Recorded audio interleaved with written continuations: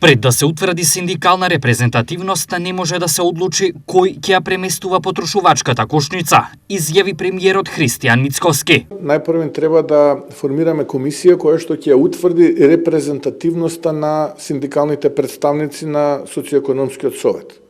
Бидејќи сега репрезентативноста е истечена, очекувам дека можеби утре или на некој од следните седници на влада да се формира таа комисија, да одреди репрезентативност и откако ќе одреди ќе одржиме седницата, инаку минималната плата може да се донесе и во месец март, не мора да биде на крајот на февруари, бидејќи таа реално ќе почне да се исплаќа од 1 април. Ова се однесува и на разговорите за висината на минималната плата.